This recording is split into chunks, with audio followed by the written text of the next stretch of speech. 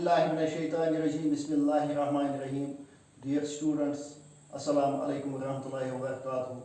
Today our topic is women caste and reform.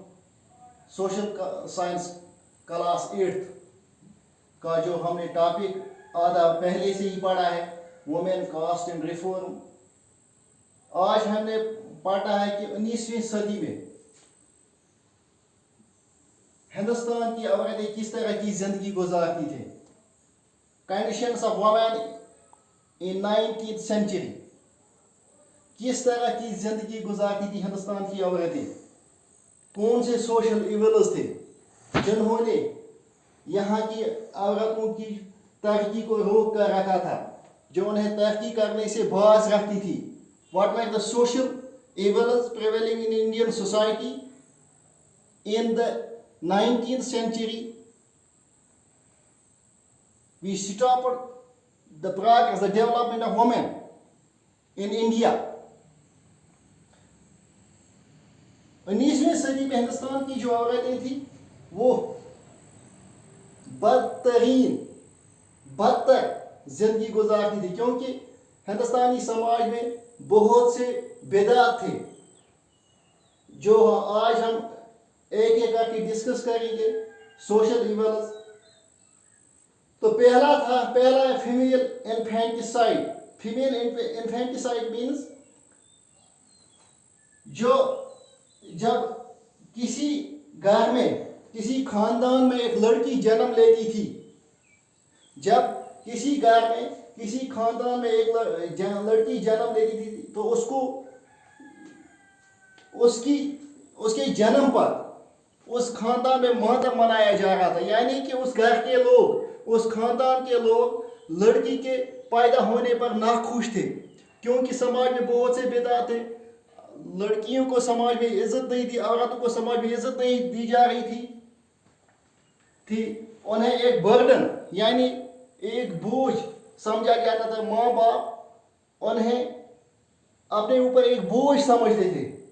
लिहाजा एक social evil हिंदुस्तानी समाज में नमूदार हो, उसको फीमेल इन्फेंटिसाइड कहा जाता. यानी कि जब ये लड़की पैदा होती तो उसको मार दिया जाता था, उसका गला घोटा जाता था. उसको जिंदा रखने के लिए तैयार नहीं थे, पालने के लिए तैयार नहीं थे, पालने पोसने के लिए हिंदुस्तानी समाज में लोग तैयार नहीं थे. उस लड़की को एक बोझ समझा जाता था. उसके बहुत से वजूहत थे. सबसे पहले कि इस लड़की के शादी पर बहुत सा पैसा खर्च करना था. ये जो लड़की जन्म लेती थी, उसकी शादी, उसके पालने पोसने पर, उसको पढ़ाने पर बहुत सा पैसा, एक माँ बाप को बहुत सा पैसा खर्च करना था. तो उसकी वजह, दूसरी वजह ये थी कि एक वालिद को या एक वालिदा को उसका लाइफ पार्टनर सिलेक्ट करने में, यानी उसका शरीक हयात चुनने में बहुत से दुश्वारियों का सामना करना पड़ता था. यानी कि उसकी शादी करना उनके लिए दर्द सिर बना होता था. तो हिंदुस्तान में क्या एक सोशल इविल उस वक्त नमूदार हुआ कि फीमेल इन्फेंटिसाइड. उन्होंने कहा कि हमारे लिए सबसे शॉर्ट यही है कि हम इस बच्ची का, जो जिस लड़की ने जन्म लिया, हम उसको जन्म लेने नहीं देंगे, या जन्म लेते ही हम इसका गला घोट उसको मार देंगे. तो ये एक सोशल इविल था जिसको हम फीमेल इन्फेंटिसाइड कहते हैं. दूसरा जो सोशल इविल है सती प्रथा. सती प्रथा, there was a custom in Hindu society, in Hindu religion, that is called sati प्रथा. सती प्रथा में क्या होता था, जब एक मर्द मारता था तो उसकी जो बीवी होती थी, जो विधवा होती थी, उसको उसकी चिता पर जिंदा लेटाकर उसके साथ जलाया जाता था. उस औरत को अपने मर्द के साथ, अपने खावत के, अपने शौहर के साथ चिता में डालकर जिंदा जलाया था. यह भी एक सोशल इविल था, एक समाज की बुराई थी जिसको सती प्रथा कहते हैं. ये हिंदू मजहब में ये आम था. ये सोशल ایول جو تھا ستی پرتھا it was common in Hindu society.